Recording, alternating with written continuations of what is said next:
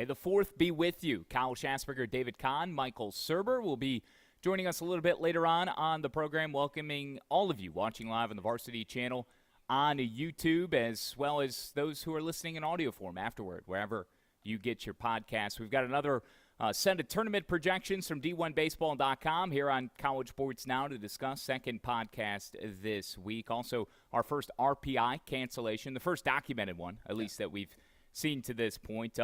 College baseball gambling news regarding Alabama and the great state of Ohio. It's spread to New Jersey also, so we will react to that. And, of course, lineup card will preview the weekend, and we'll each make our pick for the 149th Run for the Roses. Kentucky Derby is coming up this weekend. If you missed the earlier podcast this week, Clemson baseball head coach Eric Bakich, just go back one more episode in your feed. A delightful conversation with the first-year head coach of the Tigers. Kahn, you're alive, okay? Hey, I'm here. You're in the flesh, toe intact, and because of that, I will let you begin with your reaction to D1 Baseball's new field of 64 projections, but I'm glad to see you physically being here in front of me. Yes, we'll get into it a little bit later, but the nurse made a not-so-hilarious joke that they were just going to do a below-knee excision of my entire leg before the doctor came in, and so I was totally nervous and freaked out yesterday, and then I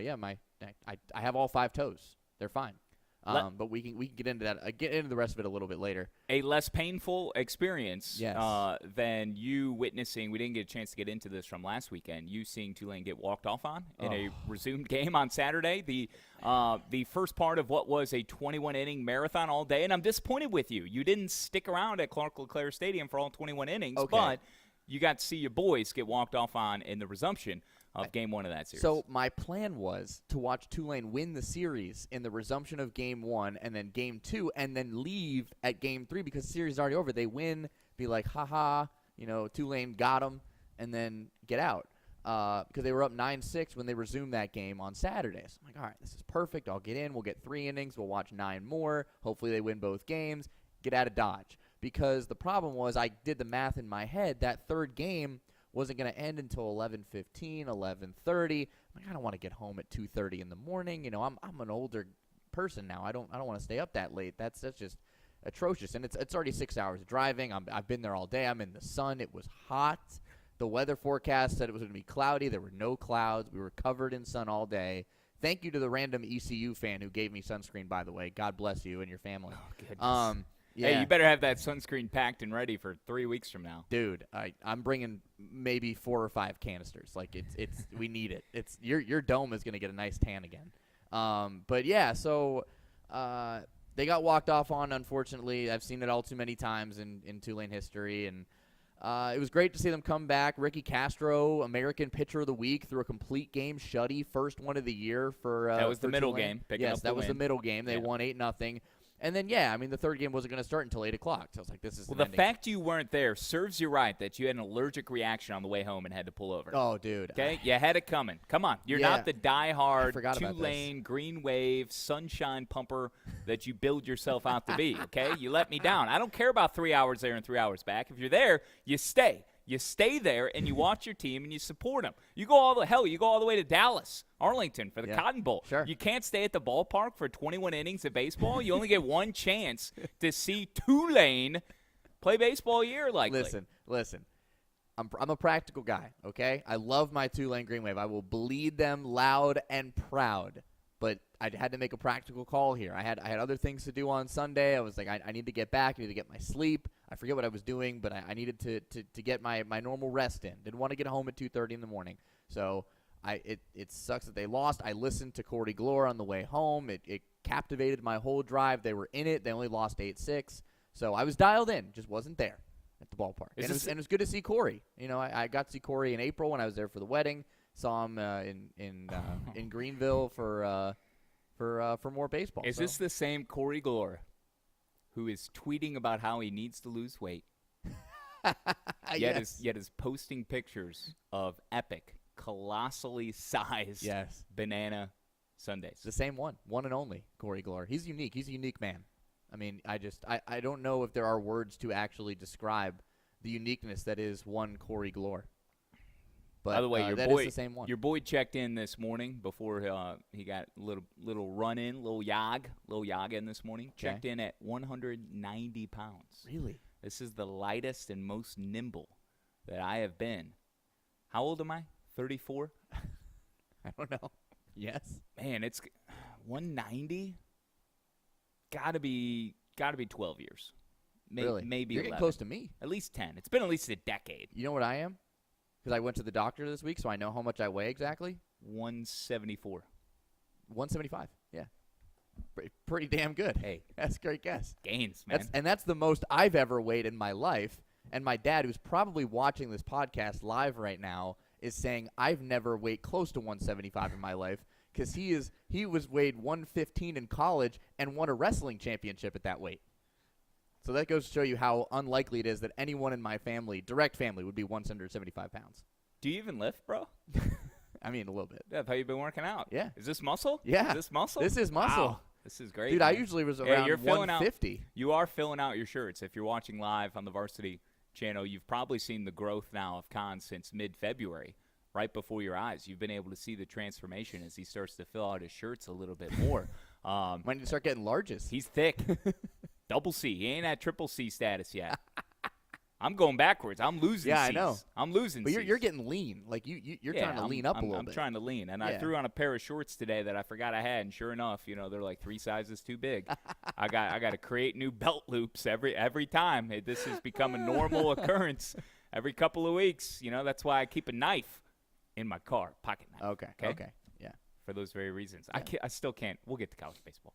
Trip Hurd, who came to bother me as I was prepping and cramming for this podcast, asked me about the Chicago Bears, co-host of the Phil Steele Show, which we look forward to bringing back in the fall. Yes. The Lock Doctor, Trip Hurd. For all you Hurdverts out there, you know exactly what I'm talking about. But Trip Hurd came to pick my brain on the Bears draft, and I'm like, bro, I got to get ready for this podcast. I'll circle back with you in a little bit. But I forget where I was going with the story. Why did I bring up Trip Hurd? I mean, he's the lock. Oh, I've unloaded. He is the Lock Doctor, but I've unloaded a couple of different, shirts and even shorts To Trip. ensembles Okay. to Trip recently. So Yeah. he's kind of become the beneficiary. Hopefully, he can squeeze and make use of some of them. I've been the beneficiary of Aaron Brunk's shirts. Oh, okay. Actually, because he just has too many. Very good. He cleans out his closet, and I've become his Goodwill donation pile. Yeah, I've got a bag. I've got a bag. I am a bag man in a sense for all of my clothes that don't fit me anymore. So Sure. they're piling up. Donate to Goodwill, by the way. Clear out your closet every spring. It's a good feeling. And do some goodwill in your life. Yeah. Okay. Here's your public service announcement for today. Be a good human. Treat others how you would want to be treated, and spread the good. It's my little Nicky impression. Ooh. Except good. it's release the good. Oh yeah. Release the evil. Have you seen Little Nicky? Of course. I think it's one of the more underrated and underappreciated and hated on at the same time Adam Sandler films. Hated on. Yeah, people. I Really? don't feel like people What's the hate for? understood the comedy in that one, and because it was so like outrageously like the storyline was so bizarre. It was one of the first like non-realistic type movies Okay. I think that Adam Sandler Okay, was sure. a part of. So Okay. it was just a little bit jarring. I But got it. I enjoy Little Nicky. Solid Yeah, movie. Not a problem. All right, D1 baseball, Field to 64 projections. Again, we'll get to the games this weekend. A couple other topics to discuss, including gambling and some more injuries. Arkansas and LSU on the wrong end of those. Why don't we start there before we jump into the Field to 64? Let's go there because that's been the theme all season, Yeah. right? The injuries, especially. I mean, we've seen it everywhere, but especially in the SEC and especially at the University of Arkansas and really the University of Alabama too, if we want to get there, because Grayson Hitt was recently ruled out for the rest of the season.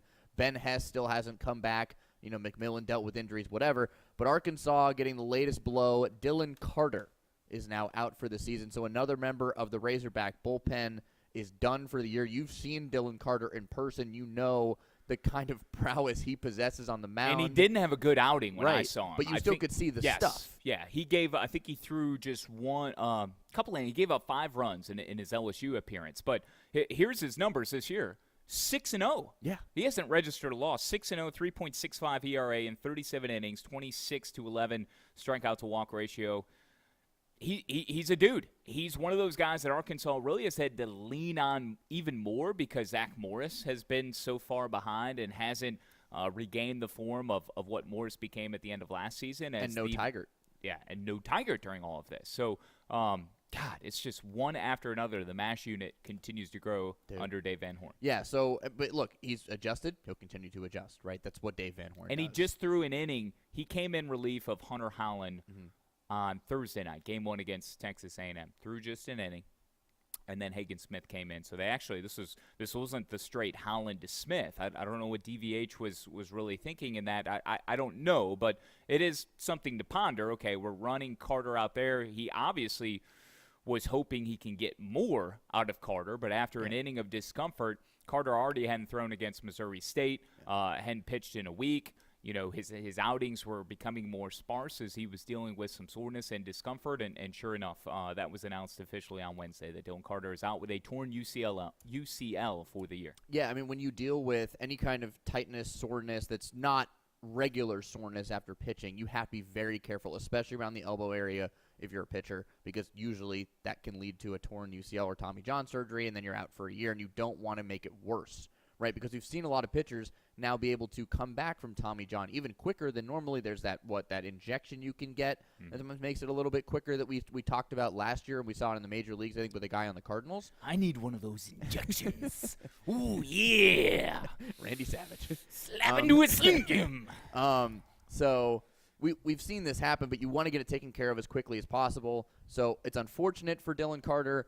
We also saw Garrett Edwards. We expected this, but he's now officially done for the year because he's out. Also a torn UCL. Right. Same thing. Tommy John surgery to the third LSU pitcher this year. So Edwards is done, and Hunter Elliott had Tommy John surgery yesterday. He's done for the year. Ole Miss, by the way, we should put this out there. Ole Miss has not said he's done for the year, but he had Tommy John, and there's 3 weekends left in the regular season. He's done for the year. There is no reason to bring him back, especially with where Ole Miss is at in their current race to get even into Hoover right now. They're just trying to get a spot at the Hoover Met in 4 weeks. So Hunter Elliott's done. We can just put that out there right now. For sure. I mean, it's 12 to 18 months of recovery, and he had just returned. He just made his season debut. Yeah. He went on a 2-month-long rest rehab protocol, involved several weeks off of no throwing. That was after forearm tightness in mid-February in the opening game against Delaware. Made one start, and he came out because he had a lot of tightness. They said he had no setbacks in his throwing program, felt fine, but then after he pitched against LSU, I believe, I think that was the series he came back. He pitched against LSU, and then he had tightness again, and Bianco was like, yeah, dude, go. Remember, he was a freshman All-American, too. He was the star of the College World Series last year. He was. So he's done. So he had TJ yesterday. That was confirmed. And then the other one that we didn't talk about that happened a little bit earlier this week, maybe it was last week they announced this, Notre Dame's Jack Findley also out for the season. Yes. Yeah.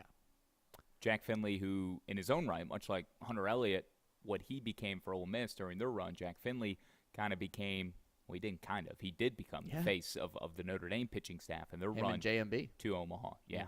Oh, JMB. Michael Burstrand. What a dude. I forget about these guys, man. These guys move on, and it's like they're dead to us. They're in dead. one ear, out the other. Yeah. New. Come on down. Who do I got to get to know now, right? Who is the new person that I need to care about? Or should I even exhaust any of the bandwidth and little inklings of sense in my brain on this team? And with a new coach in Lee Jarrett leaving, I'm going to be honest. Quiet on Notre Dame. I have been very quiet on Notre Dame. Yeah. So here's the thing, though, with Hunter Elliott. We were worried this year for an Ole Miss perspective of, is the book out on Hunter Elliott, right? We never got to see that. He pitched twice all year. So we don't know what the scout is on Hunter Elliott right now after watching him dazzle in the College World Series a year ago, and now he's going to be out potentially another 12 to 18 months. We'll see. Hopefully he's back next year, and you can obviously redshirt him for this year to preserve his college eligibility. But you hope he comes back, and you hope that he's the same Hunter Elliott that you saw in Omaha in 2022. But you don't know. TJ affects everybody's arm in different ways. So hopefully he's back to full strength. We have no idea. Just wishing the best for him and wishing the best for Dylan, Garrett, and Jack as well. All those people dealing with arm injuries. Garrett Edwards joining now, what is it, Grant Taylor, and then Chase Shores. Those are the 3 LSU pitchers who have experienced Tommy John surgery. And Taylor was out for the whole year. Taylor didn't even make a start. Yeah, that was announced prior to the start of the season. But Garrett Edwards, this is what he has done. He had become one of the more constants and electric pitchers out of the LSU pen. 1.93 ERA in 23 and a third innings. I mean, short bursts, but he was lights out. So injuries continuing to pile up, becoming a story. We may be prisoner of the moment, but I feel like the injuries to pitchers this year, it just seems more overwhelming than what I can recall in past years. We're seeing it maybe more magnified because of it's coming to the best teams we're possibly in the conference, like Sure. Duke. Jonathan Santucci going down after they lost Luke Fox in the preseason. You mentioned all that. Wake Forest, we never even talked about the fact they didn't have Teddy McGraw all year. Yeah. Teddy McGraw was supposed to be in the rotation, and he's out all season. South Carolina missing a dude along with 3 infielders. These horse teams, in line with the Kentucky Derby coming up this weekend, are just missing guys. Vanderbilt's had problems. Hunter Owen luckily just came back. They lost their Friday night ace for a start. We've seen it all over the place with these different teams. And what do you think this can be attributed to? I'll give you my take, and this could be something that could be worthy of a guest at some point too. The analytical age that we live in terms of breaking every single aspect of not just your delivery, but the trajectory of the ball from spin rates, for example, and of course the velocity and all of those things included in charting every single minuscule element of the way a pitcher holds a baseball, throws a baseball, comes set, comes to the plate. Everything about it mechanically and analytically, is under the microscope. But it has also allowed these pitchers to throw with insane increased velocity at a higher rate across the board. We're seeing more pitchers touch 100 miles per hour consistently, or at least high 90s. We're seeing velocity at an all-time high. Again, sports medicine having a lot to do with this in terms of not just the rehabilitation, but the proactive measures and the strength training and the training top to bottom that is all involved with molding these pitchers into physical specimens that they have never been able to become before until now, this moment. So you couple nutrition, what we're putting into our body, all of these things, has enabled pitchers to just be physically gifted in ways we have never before seen.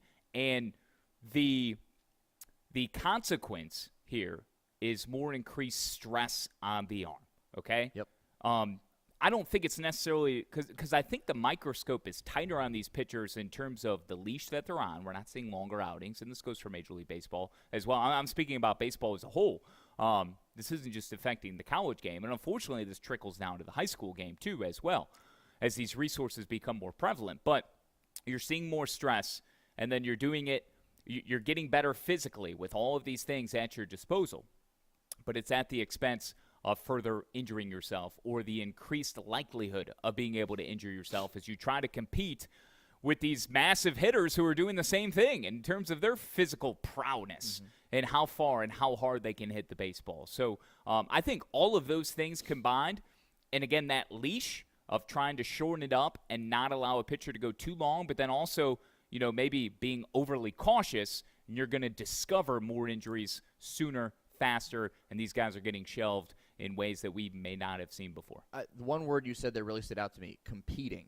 They're not only competing to get these hitters out, they're competing with the other pitchers that are at these levels because they're seeing a John Michael Bertrand, to name somebody who's just really, really good. Like they're seeing Dolander, Beam, Burns at Tennessee. They're seeing Brandon Sproat and Hurston Waldrop at Florida. They're seeing Paul Skeens at LSU and Ty Floyd and even Thatcher Hurd at UCLA last year. And his first season was really electric. I know he's had a different kind of year, but still, the pitchers in high school especially are seeing these guys perform and seeing, oh, that's the level I need to be at right away in college.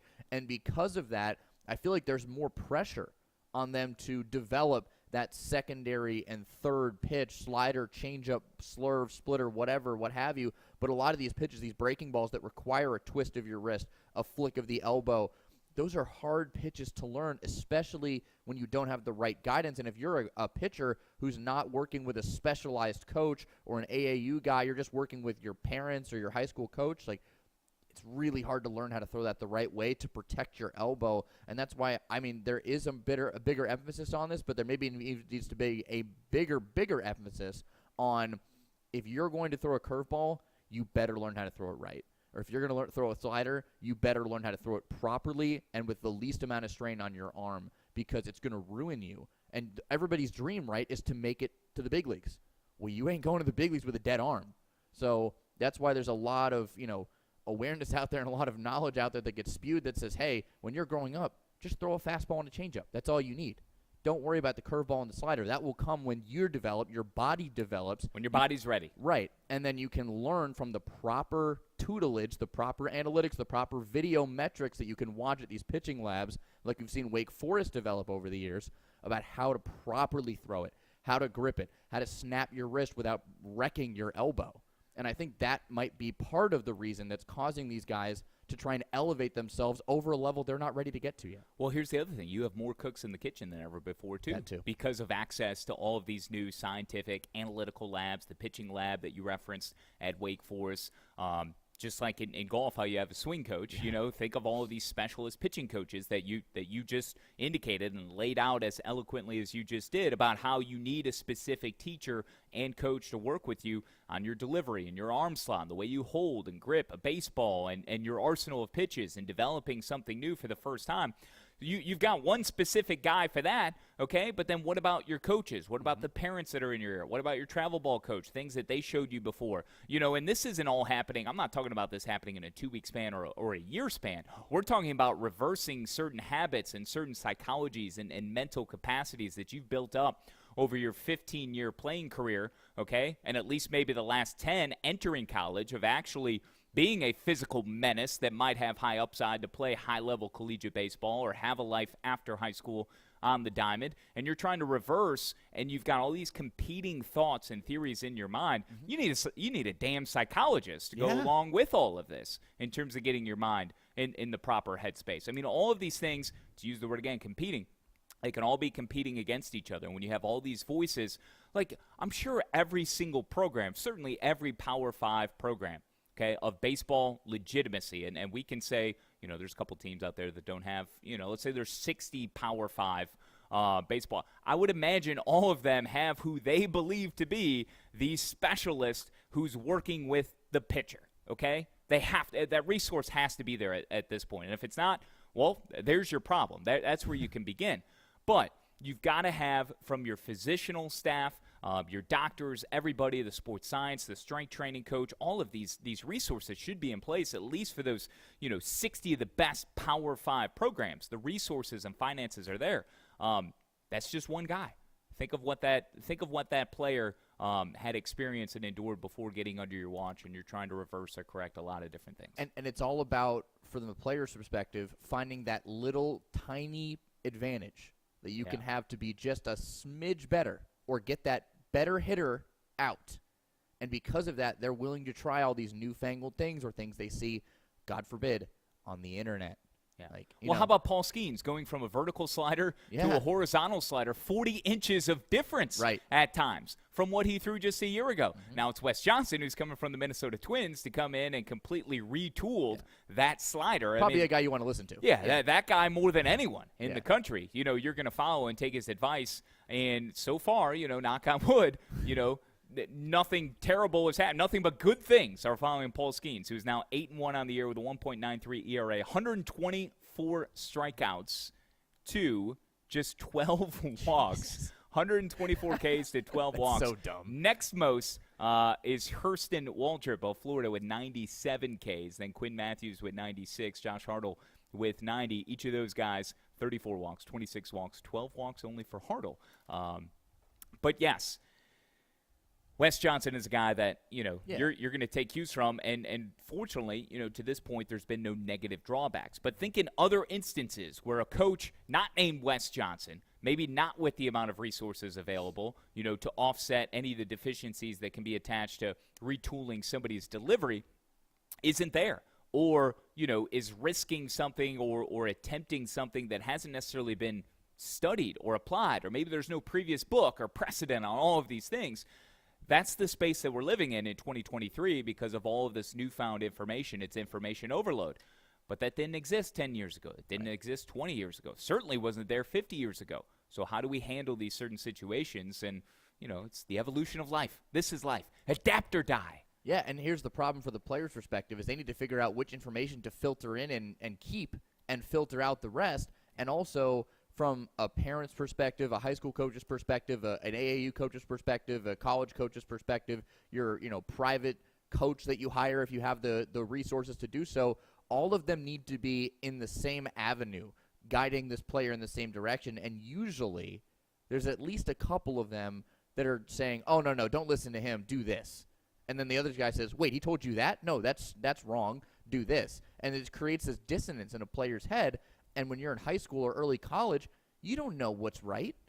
Like, that's why you need the sports psychologist, like you brought up, to really kind of help fetter out what is the best and most important things to really keep in the forefront of your mind when you're working on building yourself up to get that call to the draft, which, by the way, ain't so big anymore. Like, it got cut in half.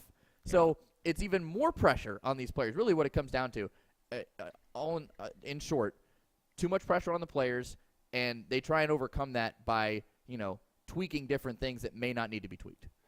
Before we go to the field of 64, since we're talking pitching, let's talk about a couple of pitching changes that have been made on staffs. And we'll start with Mississippi State. Scott Foxhall is out, came over with Chris Lemonis once he was hired at Mississippi State. Was that 18, 19 when he left Indiana? So Scott Foxhall, he's a scapegoat, right? Yeah. Somebody had to take the fall. He's the fall guy. This is a guy that tutored a pitching staff that set a national record, college baseball record for most strikeouts in a season when they won the College World Series. It was like 843, I think, just off the top of my dome. 840-plus Ks. Never before that many strikeouts on a single staff. Their ERA was awesome. They won the College World Series last 2 years ago. 2 years ago. This is 2 years ago they won the College World Series. This is not that long ago, folks. So Chris Lemonis relieves Scott Foxhall of his duties earlier this week. We didn't get a chance to touch on it Tuesday. Again, conversation with Eric Bakich, head coach of Clemson Baseball. Go back one episode in your feed if you want to listen to that. It was tremendous. But Foxhall gets relieved of his duties in Starkville. Back-to-back seasons of the ERA being over 6. Dude. Over 6. And that's not all. They've been ruled 4 times this year. They've allowed 10-plus runs in SEC play 11 times this year. The ERA is just a tad below 11. And the numbers that Tennessee put up against them this weekend, I had this ready to shoot from the hip during Tuesday's pod. But Tennessee outscored Mississippi State over what is now a 7-game win streak for the Volunteers over the Bulldogs. Another sweep for Tennessee over Mississippi State. And again, Scott Foxhall in charge of the pitching staff. 86-29, the Vols have outscored the Bulldogs in 7 straight wins. Remember the one game last year? Wasn't it like 27-3? It was brutal. I watched that game, the whole thing. What is wrong with you? I don't know. You were excited for Hoover. I was excited for Hoover. I was prepping for Tennessee and Hoover because we knew Mississippi State wasn't going. And I just remember it was home run after home run after home run. I was just like, what is happening? It was bad. I remember watching the game on my couch and I think I was texting you and being like, dude, this is stupid. Dude, and Tennessee wore out that batter's eye this past weekend. Like, they just kept BBing that sucker out in center field, going through it, going over it. I mean, they took the Bulldogs pitchers to task over the weekend, and that was the straw that broke Scott Foxhall's back. For sure. Tennessee, by the way, 18 homers over their last 6 SEC games versus 15 Don't let the Vols only get hot. over their first 15. But that's Tennessee. We're talking Mississippi State. So Scott Foxhall is out. Your reaction? Yeah, so here's 3 numbers that you have to keep in mind that why Scott Foxhall is the scapegoat, right? Worst ERA in the SEC, 6.62. Most runs allowed in the SEC, 321. Most walks allowed in the SEC, 255. And a fourth one, just to give you a lagniappe, second most homers allowed in the SEC at 65. I mean, it's easy to pick him, right? It's unfortunate for Scott Foxhall because of what he did, 2 years ago. But yeah, if you need someone and you're not going to fire Lemonis, well, Foxhall is the guy. Your pitching's been atrocious. That's the long and short of it. So you hate to see changes made in the middle of the season, but Mississippi State's administration and Chris Lemonis felt that this was the best way to do it in the course of the rest of their season, which isn't over for Mississippi State. Meanwhile, they're still in a very heated race for Hoover, and they arguably, between them, Ole Miss, and Missouri, the 3 bottom teams in the conference right now, I would say Mississippi State probably has the toughest road to get to Hoover because of their schedule. Yeah. Yeah. No, I would agree entirely. Ball State, because potentially we might have some breaking news. Oh. So give me your Ball State nugget while I confirm this. So Ball State has fired their pitching coach and has already named I didn't slap an interim tag on him, but I went to assuming, Ball State's website. They don't even publish this. Yeah. So I mean, we saw it because Kendall Rogers tweeted it. That's it. Yeah. But I'm assuming he's an interim pitching coach. Zach Putnam has been named the interim pitching coach at Ball State after they fired their pitching coach.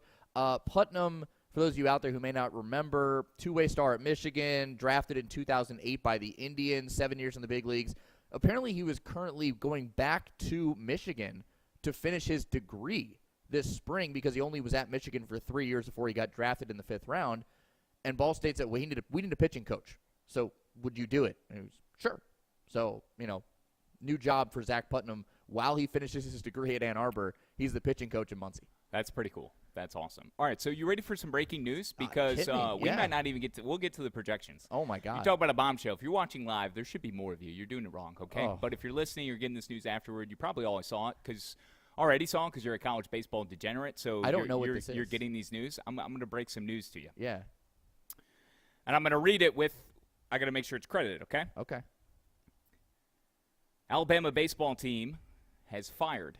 Greg Byrne has fired No. Brad Bohannon What? regarding the gambling scandal, I think we can officially call it, that is stemming from earlier in the week with Ohio sportsbooks suspending all wagering involving Alabama baseball because of what happened on Friday. And then now New Jersey responding, okay, and suspending all gambling regarding Alabama baseball. So Nick Kelly has it on Twitter. The initial report was AL.com beat reporter Mike Rodak. Firing baseball coach Brad Bohannon midseason for violating the standards, duties, and responsibilities of university employees. That's according to the report from Mike Rodak. Bohannon, in his 6th season, firing comes days after the news. Yeah, suspicious betting activity was something we didn't get a chance to cover Tuesday. It was in its infancy stages. Yep. It was breaking late overnight on Monday. We planned to cover it today. This was part of the rundown. It was on the dock. But now we have the juicy certainly this is an all-timer for a head coach to get canned. We're not just talking about college baseball. We're talking about college football, college basketball, any sport, professional or collegiate level. We're seeing a coach take the fall and be fired stemming from suspicious wagering activity earlier in the week. So let's explain what happened, right? For those who didn't Starting listen. pitcher. So here's how it started, right? Yeah. So it's LSU Alabama Friday night, right? First game of the series. Louisiana's State Gambling Commission receives an alert of suspicious betting activity regarding the game on Friday, but they immediately say no link to LSU. The bets that came in were made in Cincinnati.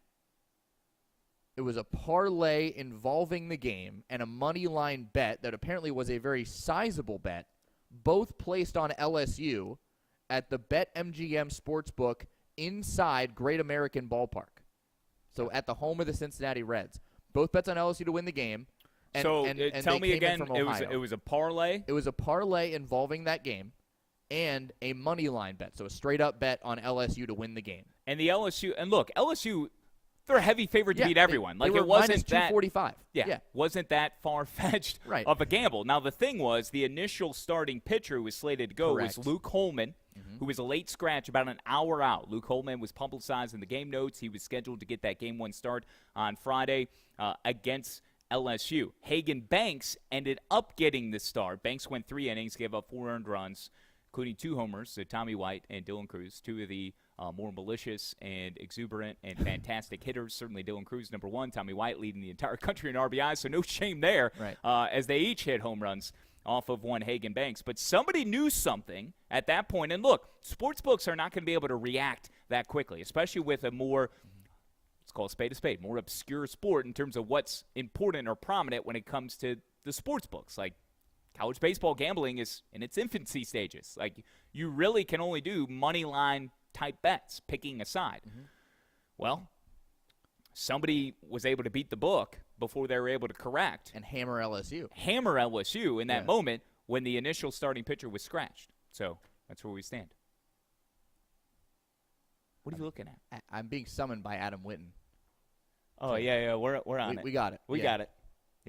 Yeah. We're talking about it. Adam. Witten's all trying to alert us. Yes. We're talking about it right now. We got the breaking news. Thank you, Adam. Our leader, Adam Witten, alerting us to the news that Brad Bohannon has been relieved of duty at Alabama. So, yes, you're right. That's what I'm thinking. That's exactly what happened is somebody got word of this, beat the books to adjusting the odds, and hammered LSU.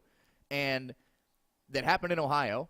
And so Ohio banned betting on Alabama baseball games. FanDuel took down Bama baseball games from their odds boards. And then New Jersey, as of yesterday, also halted betting on Alabama baseball games as of yesterday. So, okay, here's – whoa, my mind's blown right now. Here's the question. Are they firing Bohannon because what is his involvement? Involved? Right. What is his involvement? Was he involved? Was it his players? Was it somebody – is he the leak? Like, did he tip somebody off in Ohio and say, put money on LSU to win this game, which I find no chance that he did that.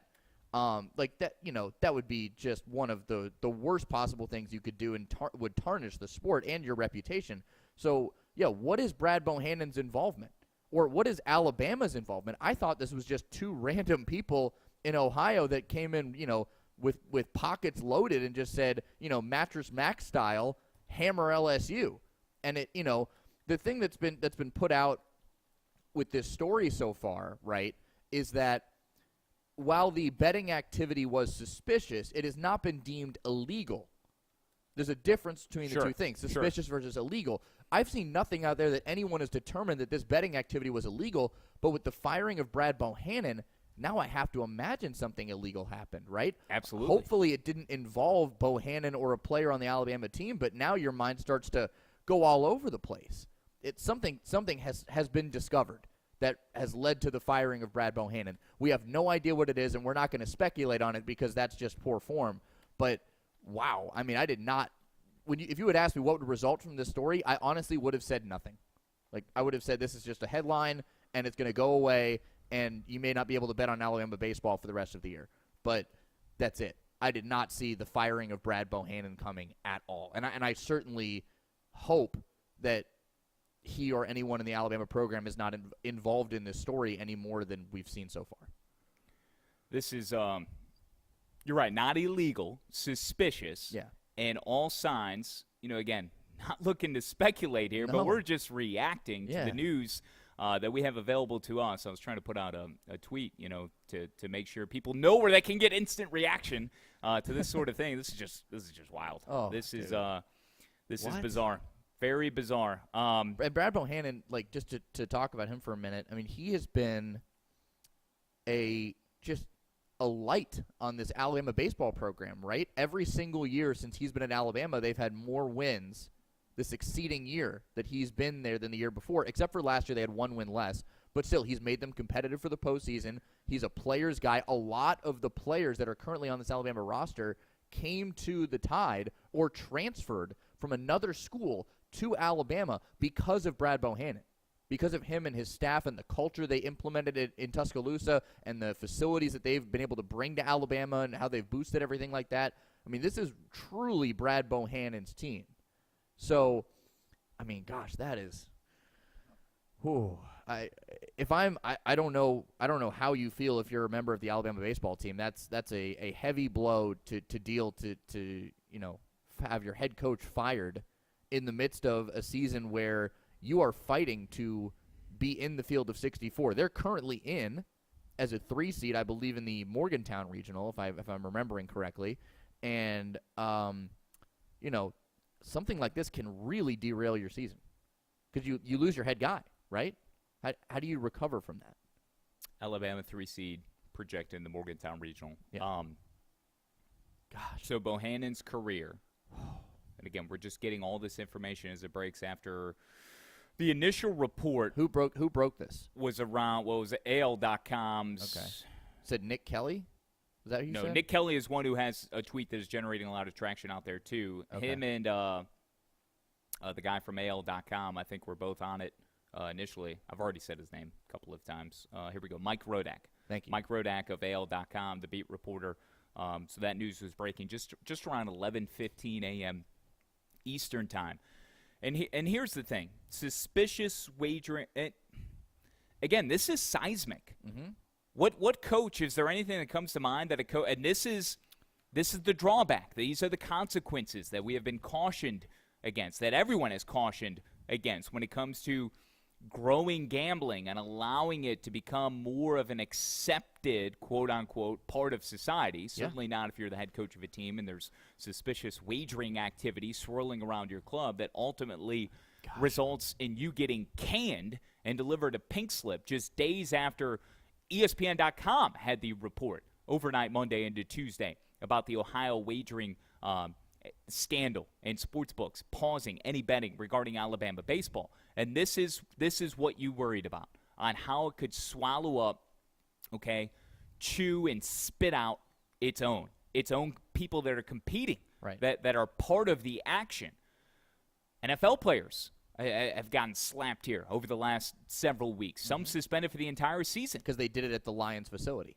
Because they did it on team property. Now, does a bet come in with Brad? Now, we don't know how exactly Brad Bohannon is tied to this, but he's tied to it enough where he no longer has his job. Yeah. Okay?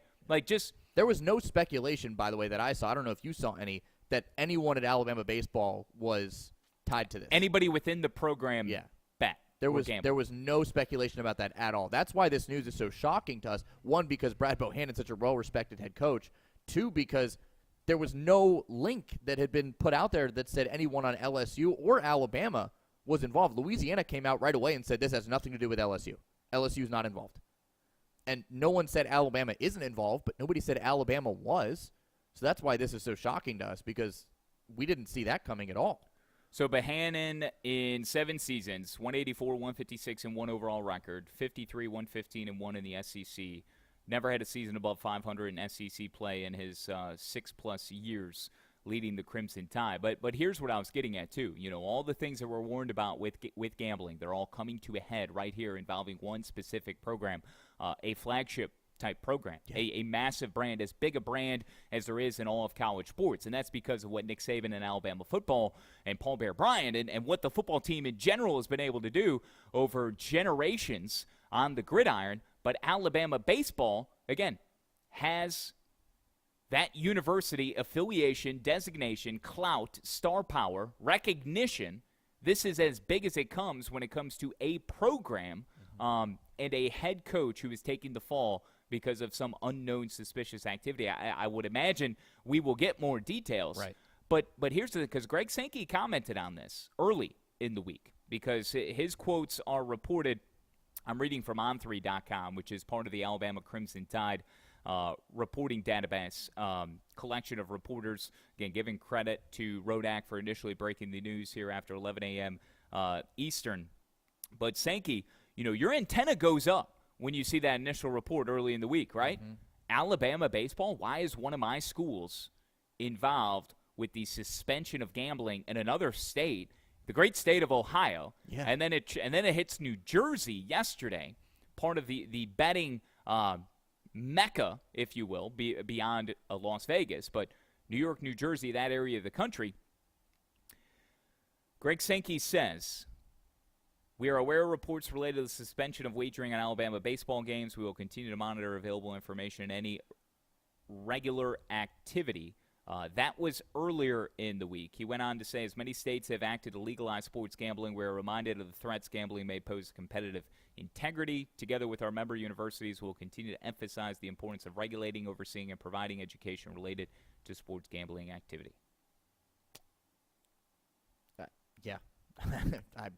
I'm speechless right now. They did say that Jason Jackson is going to be the interim head coach.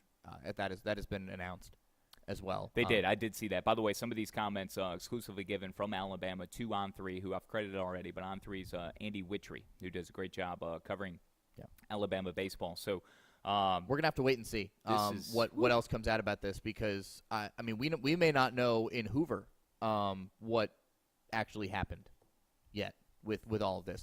They're going to now initiate a pretty, I'd assume, lengthy review at Alabama of the program. I mean, I'm sure the NCAA will be involved, and the Alabama State Gambling Commission will probably be involved as well, just to figure out what in the heck happened. And, I mean, there'll be a story released at some point. When? Could be before the season's over. Could be next October. We have no idea. But, goodness, I mean, that's... And what other fallout? Because there are other fallout. Sanctions on the program? But I'm not just talking about the program. Yeah. How is this going to impact gambling in college sports? It has to in some way. Sure. I mean, but how do you regulate of all? it? Yeah. But we're seeing regulation at its finest, at least work. Like somebody knew something, pinpointed it, suspended any future gambling. Went from Ohio to New Jersey. Alabama conducts a quick and swift investigation of their own, and is able to determine that Brad Bohannon is no longer fit to be the head coach of our baseball program. This all happened in a 3-day span. Which means there's some damning evidence. Has to be. Because you're not going to just do that. I mean, that's a hammer drop, right? That's not a slap on the wrist. That is a absolute death nail to a season potentially, is firing your head coach. So there must be some pretty damning evidence out there to do that. On who? We don't know. But there must be some kind of, I don't even know what it could be. I'm not even going to speculate. I have no idea. But there must be something out there that made this decision need to happen right now. What kind of breaking news did you think I had for you? I had no idea, but it wasn't that. Goodness gracious. This is why you keep Twitter up during the pod, folks, because stuff like this happens live. And when you're live on CS Now Tweets like we are and on YouTube, you got to react to it, right? Because we strive to bring you the latest burning news in college baseball, and, well, this is scorching hot. Like, this is white-hot fire on the game of college baseball right now. Unlikely source, too, hat tip to my good buddy Kyle Bond for texting me as soon as he saw that. Surber texted me, too, actually. Okay. Yeah. Okay. And Adam Witten. Everyone just feeding us. And then I pulled up the old Twitter machine to confirm. See enough reports. You can't find the blue check mark anymore. That doesn't really mean anything. No, because you pay for it. My goodness, this is a juicy, tasty, fiery nugget. Oh my goodness. Absolutely is. You feel for the program, honestly. You really do. You do, and those kids, Yeah, because right now there's no reason to believe that any of the players were involved. But how will this affect the gambling culture around college sports moving forward? And after people have fought so hard to get it legalized. And there are parallels here, and these are the dangers, these are the warnings, and it's all coming to a head. But this can just as easily happen at the professional level. We just mentioned, a couple Lions players, others have been pegged with violations at team facilities of gambling on other sports, that are currently going on, and they've gotten suspended for an entire season. So this all comes down to, organizational integrity, code of conduct, league stuff, who you work for, what you're allowed to do, what you're not. We get memos sent to us working with Learfield. Do not bet. This is prohibited. Do not bet, yeah. So it's take that seriously. I mean, you have should. to. Yeah. You have to. So we work in college sports. You know who's having a hell of a time over this right now? Not to make light of somebody getting fired in the fashion that they have, but you know who's having an absolute bonanza over this firing? Oh, boy. Woo Pig Suey. Oh, yeah, sure. Yeah, Razorback Nation, absolutely. I just have that image of Brad Bohannon doing the hog call. Oh, wow. Insulting the fans at Ballmarker Stadium in the middle of the game. Yep. Oh. Yep. Middle game of that 3-game set back in God, if they meet in Hoover. End of March. Oh, boy. Yeah. Okay. Okay. Well, wow. Do you want to talk the field of 64? Well, we covered the gambling aspect. That was on the dock. So you want to talk the field? Yeah, take me through the field. We'll see if we can still end this thing in 15 minutes. Okay, so if we can get back on track here. So here's the Nuggets on the new field, right? Week 12 released. Duke, after another win, your lock hits. You got 2 of 3 at Virginia. Them and Stanford are now top 8 national seeds. Coastal Carolina drops out, going to number 9. They also lost a midweek game this week. Chanticleers continue to fall a little bit. And Virginia out of hosting contention entirely after losing 2 of 3 to the Blue Devils in Charlottesville, as the Cavaliers have now lost 4 of their last 5 series. Into the top 16, Miami back in. Oklahoma State back in. Indiana State, there's currently a regional projected in Terre Haute for Indiana State, as Virginia, UConn, and Indiana are all out of the hosting picture, which people are saying UConn, well, didn't they just beat Villanova in a series? Well, yes, but their RPI and their strength of schedule is starting to hurt them. Their RPI is down to 17. Their strength of schedule is now 77. So with some of these teams perking up that play tougher schedules than UConn is, the Huskies are not getting the benefit of the doubt in terms of hosting. They're still in the field, but they're not a top 16 host right now. Currently, as it's laid out, the SEC has the most with 11 teams, ACC with 10, the Pac-12 with 6, the Big 12 with 5, and the Big 10 and the Sun Belt with 3 each, to name the most. The at-large changes: North Carolina, Washington, Auburn, Kansas State in, with North Carolina beating Boston College, or Virginia Tech, Washington beating USC, Auburn taking 2 of 3 from South Carolina, Kansas State winning a series as well, Virginia Tech, TCU, USC, UNCW, all who lost series this past weekend, all out of the field. Last 5 in, NC State, which, God, is NC State going to get screwed again? You can just see it coming. UTSA, Troy, Texas Tech, and Georgia. First 5 out, UC Irvine, Texas State, Elon, Virginia Tech, Michigan State. Death, taxes, and NC State getting bent over backwards by the NCAA. It's going to happen again.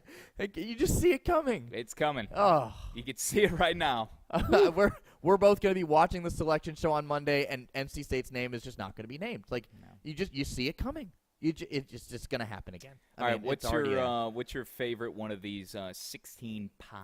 16 my regional favorite sites? of the pods. Oh my goodness. I will say I think Miami has the easiest current draw. The Coral Gables regional probably is the easiest one as I look at it right now. Come on, man. Don't discount Army baseball. I'm not discounting them. I'm saying easiest draw. I didn't say that it was a guarantee, but They've I won said something insane like 23 or 26. They had a long Miami's got Army, a fading Indiana team, and then Auburn sneaking in. Like, not a winnable thing.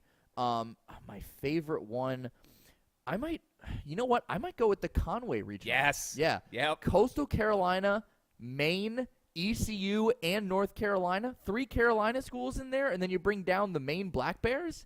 Yeah, love that. Let's That's go. a fun region. ECU did win the regular season series with North Carolina, 2-1, but that one came on Wednesday night in a rescheduled game from that earlier season series, which was washed out from rain. North Carolina won a tight one, 2-1, which is very rare for a midweek game to be that low scoring. Yeah. Hat tip to both pitching staffs and to the students at ECU. Again, you experienced this firsthand last weekend, seeing the Tulane game.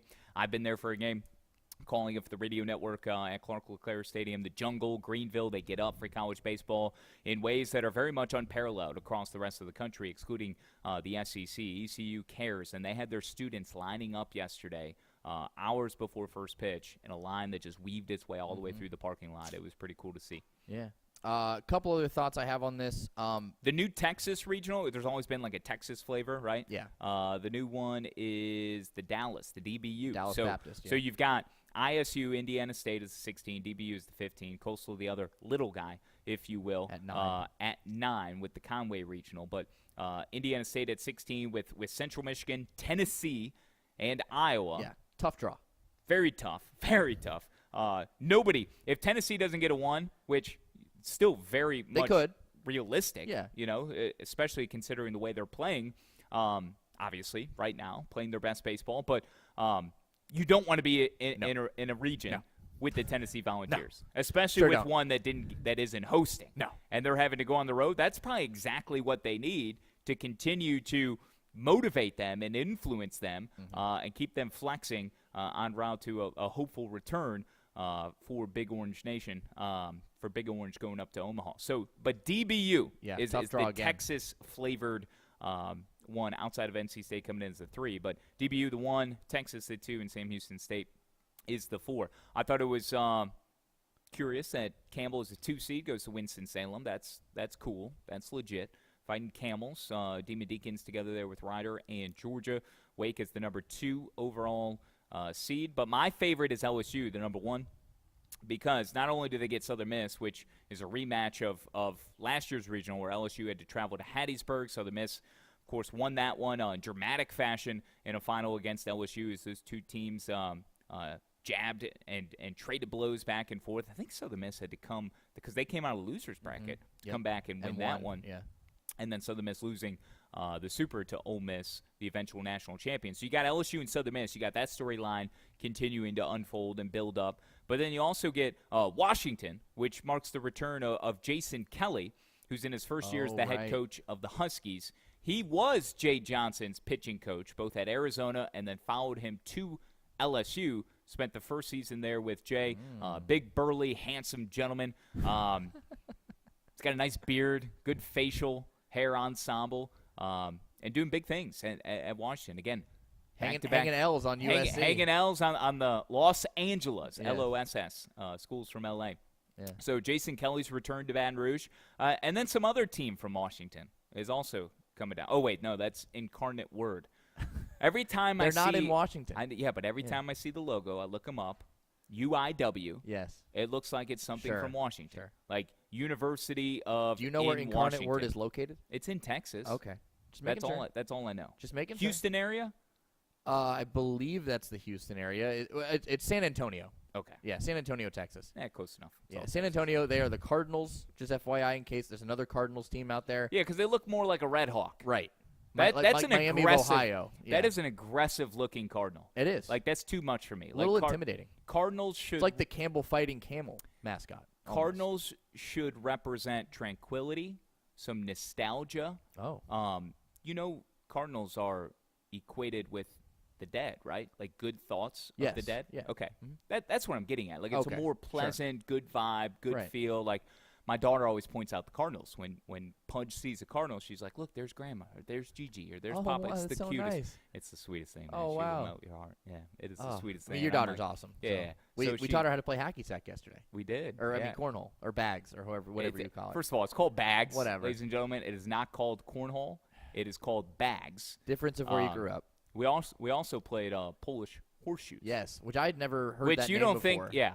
Maybe I'm like discriminating. No, you're right. Other people have called it that. That is the okay. name of the All right. game. You're correct. Because I asked somebody else, I said, what is that game called? And they said Polish horseshoes. Yeah, and I'm Polish, so come on. Okay, I believed you. I just never heard the name before. All right. But that's an aggressive Cardinal. They need. Yeah. It's too like re-imaged for 2023. I need a Cardinal that's more like 1982ish.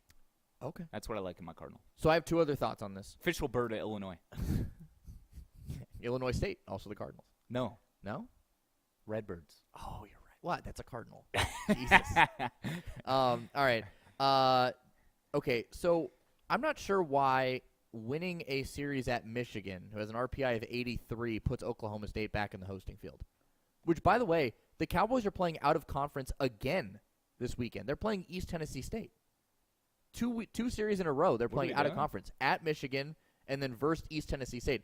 I don't understand why that puts Oklahoma State back in the field. Like, good, you won the series at Michigan. Michigan's not considered to be anything good this year. So I'm a little confused on that one. Maybe it's just because other teams lost or played worse teams. I don't really know. That was a confusing one to me. Also, I know that they're not a top 8 national seed, but I really think they have a humongous argument to be one. And people say, well, they're 10. They're 2 away. But it's going to be a lot harder for them to get into that top 8 field. It's West Virginia. Yeah. I think West Virginia is deserving of being a top 8 national seed right now. They've won 9 in a row. They just run-ruled Pitt last night. I mean, they stomped them. 10-0, 7 innings. 2 freshman pitchers came in and just were absolutely stellar. J.J. Weatherholt hit another home run. Caleb McNeely hit another home run. Landon Wallace drove in 4 more runs. West Virginia is just firing on all cylinders right now. They're incredible. They host Oklahoma this weekend, and they're bludgeoning people. I mean, they won 10-0 against Pitt. They outscored Baylor 33-8 over the weekend. What a performance by the Mountaineers right now. Their strength of schedule is killing them. 75. Yeah. And they are number 10 seed right now. They're going to host a regional, unless they implode over the final 3 weeks. Oklahoma, Texas Tech, and Texas, their final 3. Only one of those on the road at Texas to close the season. But it's the same thing for UConn, right? Their strength of schedule is 77. But I was also a little surprised to see UConn fall out of the hosting picture and BC still be in it after BC lost a series to, yes, a good Clemson team whose RPI continues to rise. But UConn beat Villanova over the weekend. And here's where the RPI discussion gets pulled in here is that UConn continues to win games, but they're playing teams in the Big East. whose RPIs are not as good as teams in the ACC, whereas a loss to a high RPI team in the ACC and Clemson for BC doesn't hurt them as much as UConn beating a worse RPI team in the Big East, which is why, wins and losses get kind of clouded there, right, when you think about RPI things. So I understand UConn's a little bit more as to why they're maybe not in the field of hosting anymore. I think West Virginia has a very, very strong case to be a top 8 seed. Their strength of schedule is going to kill them. But if they win the Big 12 tournament, they have to be a top 8 seed. Surber's a big fan of UConn. Surber is? Yeah, from our draft last week. He liked UConn. Oh, right. Yeah. By the way, you lost all credibility talking about West Virginia because you're wearing West Virginia. Sure. And you're talking about West Virginia. Sure. And you wore Duke last week for the Chris Edwards interview. I did. For the celebration. Yeah. You got to rep teams that are not doing well because that's the love that they need. I Because just pulled otherwise, this off. somebody's going to find a reason to hate you. Hate and me. think that Bring you're the a homer. hate. All right? Bring it. That's why I'm here for it. That's why I got Georgia Southern on my left breastplate, okay? Right above the nipple. Recognize. Listen, I just pulled this off my closet today, okay? Speaking of West Virginia, one half, okay, of what is the Black There Diamond. goes Michael Surber, actually. Right there. One half of the Black Diamond Trophy. Yeah. Okay, the other half is Virginia Tech. Yeah. Oh, my God. Oh, You we know where forgot I'm about this. Yes. The bomb of all bombs. Wow. That might be automatic entry to Into the All-Shaz Shaz squad. team, yeah. All-Shaz squad. Oh, my. What was it, 520?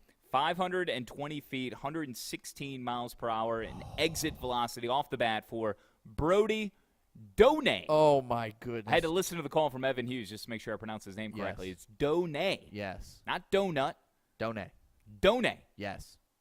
Woo! Oh, wow. 520 feet. He hit it over that center field wall, that monster. That thing is outrageous. Yeah. And he hit it over the batter's eye. Oh, my gosh. 520 feet. We would need to slap an E for an explicit rating on this podcast if I started to describe the feelings that I had while watching that on video. Okay? So let's just leave it at that. I don't think there's no more that we need to say about Brody Donay. Just welcome to the All-Shaz squad. You're Brady on the Donay. All-Shaz squad. I'm gonna type him in right now, so he's because locked in. Because we got Lundstrom on there Yep. from UCSB when he hit the trolley. You right? did not put Lundstrom on here. Oh. Or did you? And we just didn't type him on. I don't think we typed him on. Okay, I'll add Lundstrom too. Okay. You Dude, got I don't Rocco even. Pepe, Dude, I don't Jack have. Caglione, Jake Tyser, Cannon Peebles, Peyton Toll, Paul Skeens, Brian Nelson, Caden Grice this week. You added him. Yeah, I did. And We got you want we got Lundstrom two on there? select- Okay. Yeah, All put right. Lundstrom on there. All right. Okay. Let's see what Donay does this weekend. No, put him on there. Put him on there? Put him on there. All right. Put him on there. Okay. After going a few weeks and being really picky, okay, very picky with my selections, all of a sudden they're coming in bunches. We've almost got a full team of 9, right? We're looking for a softball 10. We've got our coach, too, the third base coach of Oakland University.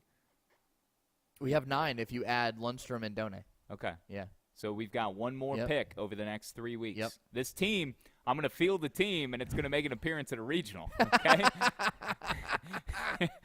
we're going to show up at a regional with all of these studs, all of these stars. And you know who I got in my back pocket? Oh boy. As a bench coach? Okay. Brad Bohannon. Oh boy. I mean, how can he turn it down? He's jobless. He's unemployed. Yes. Brad Bohannon, take a seat. Come right here next to Papa Shass. Sit on my lap, why don't you? What do you want for Christmas, Santa young Claus? man? What do you want, Brad Bohannon? Well, he wants a job. Well, I got one for you. Bench coach of the All-Shaz squad. Oh, God. I got one stipulation, one requirement. Oh, Jesus. No gambling allowed. Oh, no. The All-Shaz squad will go there. not be subject to any wagering activity, not just suspicious wagering activity. No bets. All bets are off with the All-Shaz squad. Brad Bohannon, you sit on Papa Shass's lap. You agree to those terms. I think. And I will manufacture and produce a contract on the spot. Okay. Unfortunately, I won't see you in Hoover for you to sign it. But I'm in your great state where I know you'll still have a home, so I will come see you. You should be there. I'll go door to door looking for Brad Oh, Bohannon. God, okay. Should we talk about the Kentucky Derby? Yeah, make your pick and let's get out of here. Okay. Oh, we got a lineup card though. What do we need to? Dude, I haven't had the doc up one moment this Okay. entire show. Okay, Lineup this card? is all I've had. Yeah. Okay, You want the lineup card? You're steering the show. Okay. Yeah. What are here's we the lineup watching card. this weekend? All right. Well, so we have to start with LSU at Auburn, right? Because Auburn just Yeah. beat South Carolina 2 out of 3. So that's the premier series, and LSU is now going to Auburn to face the Tigers. Tigers on Tigers. Wake Forest hosting number 19 BC, a team that's really good at home in Wake Forest, 24-1. BC incredible on the road at 17-7. Going to be a fun series here in Winston-Salem. Number 4, Oh, Florida. I'm going to game 1 tomorrow. Are you? I'm making my couch debut. Finally. I'm Love going to it. the boombox. Let's go. I'm bringing Pudge. Yeah, love it. 8 o'clock start. Yes, Jesus. so late. My God. All right, you got number 4 Florida at Texas A&M. This series is important for a couple reasons. 1, can A&M rebound? 2, can Jack Caglione become the single-season home run leader in Florida? He's tied with Wyatt Langford and Matt Laporta at 26 each. He needs 1 dinger. So which game is he going to break the record in? Because it's going to happen this weekend, I'm telling you. Cags is homering this weekend. Which game will it be? We'll find out. Game 1. I knew you'd say that. Number 7, Stanford at number 20, Arizona State. Top 2 teams in the Pac-12. Number 12, West Virginia and Oklahoma. One of just 2 Big 12 pairings this weekend. Everyone else out of conference. Texas and Kansas is the other one. This Texas will change at next Kansas. year, right? Yes, it should. We've got Houston, right. Cincy, UCF, and BYU. Yes, coming in. Yeah, so that should fix the scheduling imbalance. Northeastern at UNC Wilmington, top 2 teams in the CAA. Huskies now in the top 25 at number 25. Cal State Fullerton at TCU. I only put this on the dock because if you're Cal State Fullerton, dear sweet Lord, do not lose this series to the Horned Frogs. TCU's RPI is 54. You lose this series, you're done. All that work, you're done. I mean, you're still. They don't have a tournament either. No, you're done. You have to win the Big West. Yeah. Yeah, and they're in. This won't hurt them in the Big West, but everyone else is playing in the Big West right now. Cal State Fullerton, you can't lose this series. Otherwise, you're going to hurt yourselves.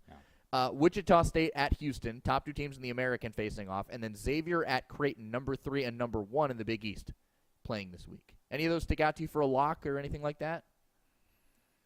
Tell me them again. Nope. No, I'm kidding. Pull the dock I'm up. kidding. I'm not going to pull the dock up. I'm going to look. So we got. Oh gosh, we have Alabama starting their series tonight too, Thursday with Vandy. Probably why they fired him today, because the series starts tonight. That's the only series that starts today. Well, it's right? the only way that they can ensure there wouldn't be any suspicious wagering activity in North Carolina. Well, you can in North Carolina, but in any other state. Well, yeah, but it's because you don't want to start a series and then fire the coach mid-series. Yeah, no, I got you.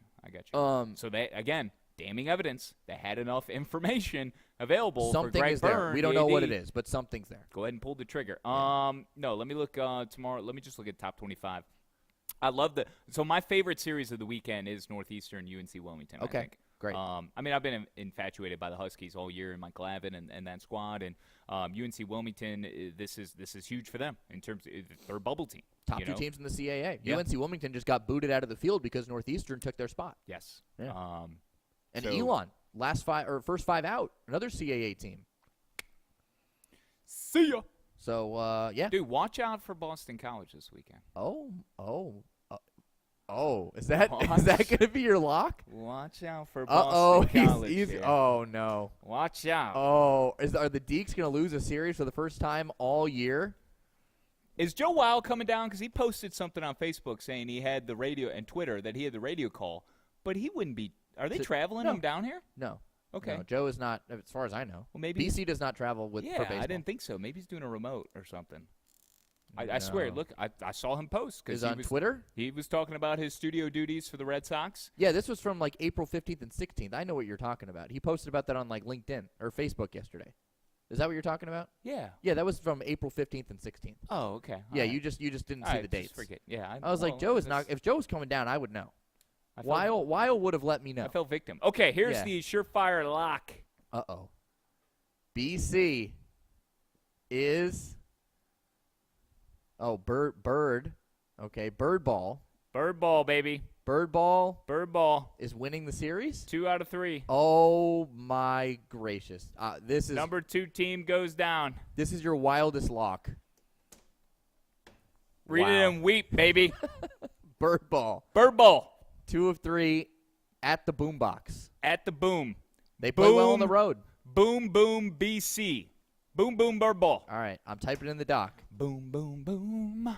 Boom, boom, boom. What is that, Black Eyed Peas? Yeah, that song is It's a good song, very man. old. Dude, I've been listening to a lot of old pump-up songs for my daughter on the way to softball. Oh, nice. They had a They walked it off, right? 4-3 walk-off win. Yes. Let's go. How'd Pudge do? On Wednesday night? 0 for 2 ground out strikeout. Okay, that's right. She made contact.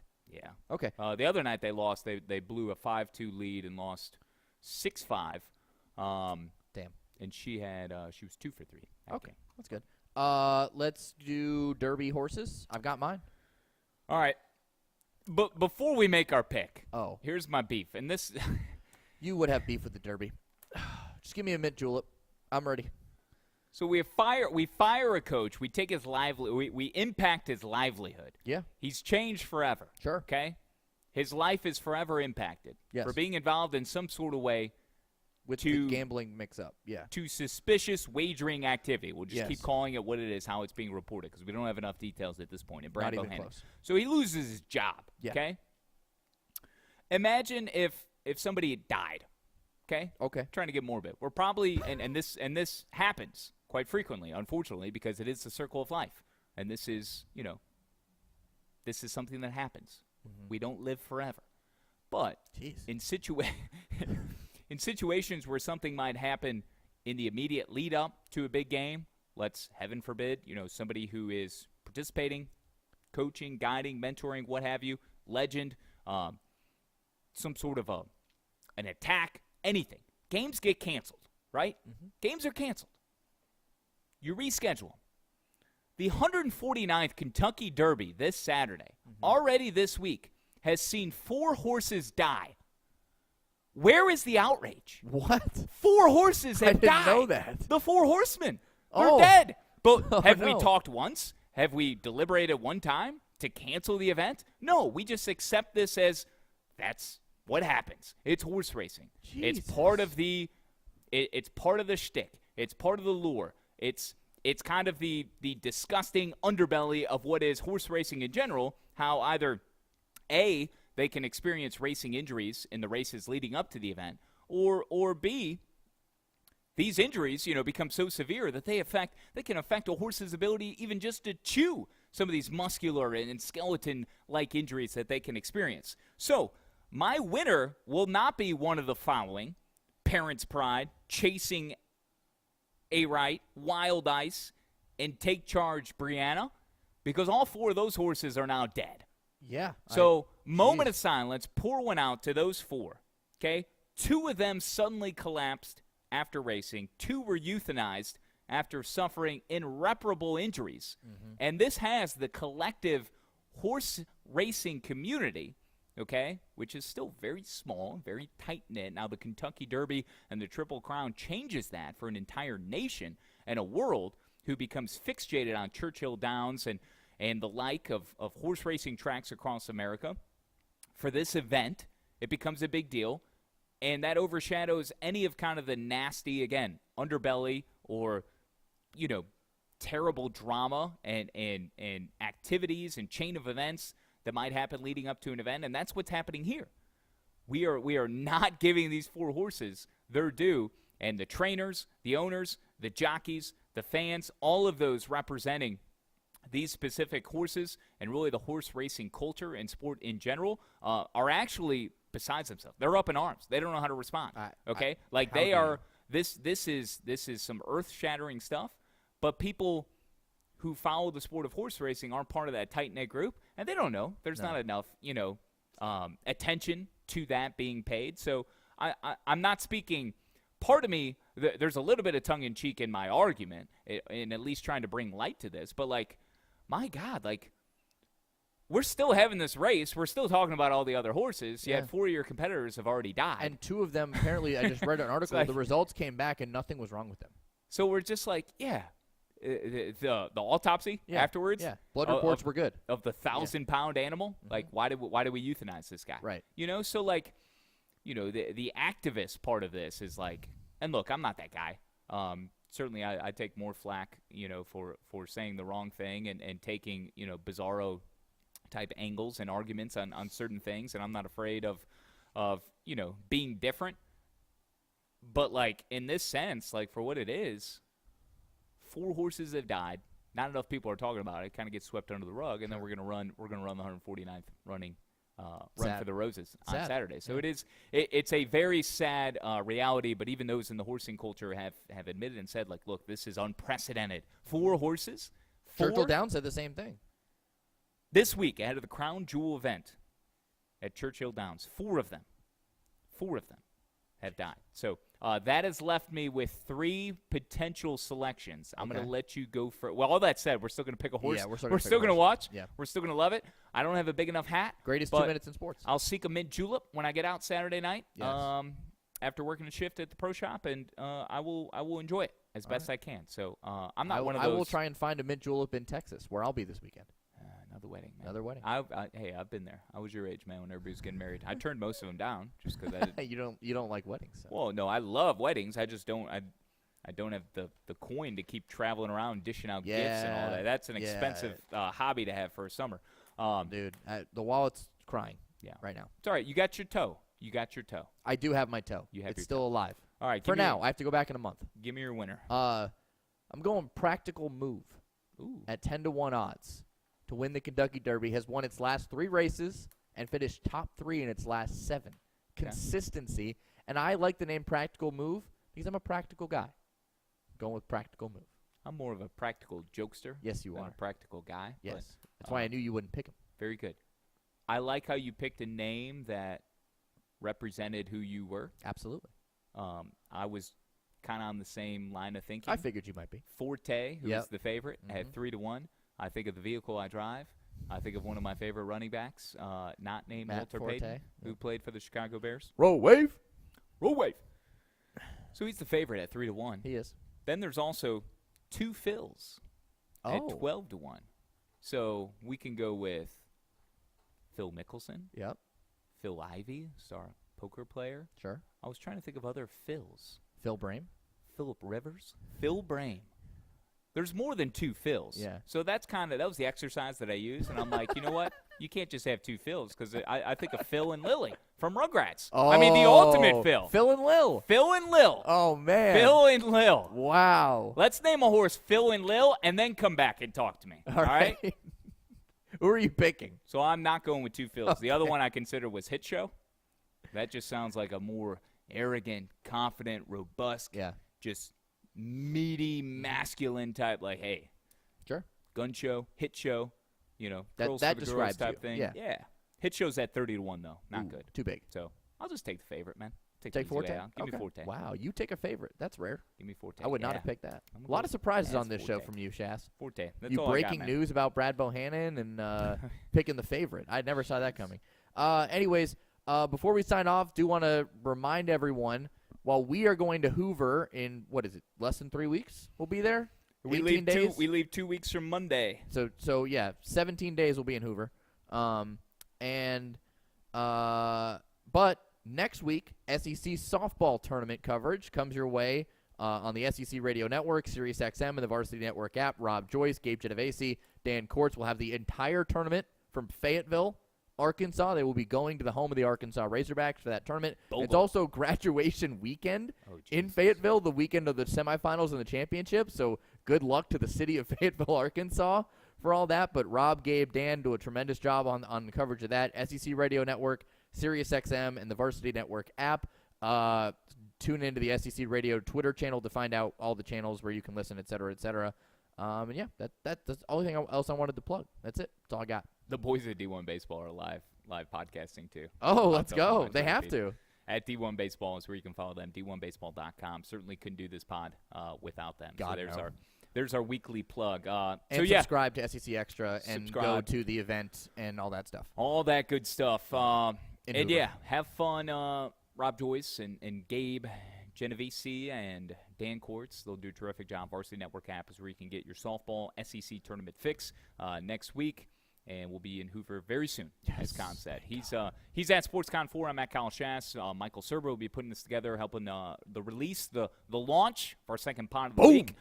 Big thanks to him at L_Surberino. Again, Eric Bakich, conversation with the Clemson baseball coach earlier in the week if you want to scroll back. And yeah, we had some news. We had a fun pod. I told you when you came to my desk before, I was like, dude, we got to keep this inside an hour. We got to keep this. Couldn't but do it. look, just couldn't do it. Yeah, and it's fine. We talked about pitching for 25 minutes off the dome piece. Yeah. So neither of us prepared for that. No, we neither. just went off the off the cuff. That was an organic conversation that I think was some of our best stuff. So, Yeah. And Cinco de Mayo tomorrow. Cinco de Mayo. Arriba. So Mexican food, Wake Forest game. Shass and Pudge will be at the couch. I'll be in Dallas, getting my wedding on. Fiesta. And Viva las baseball. you can follow us all on Twitter at CS Now Tweets. Stay weird.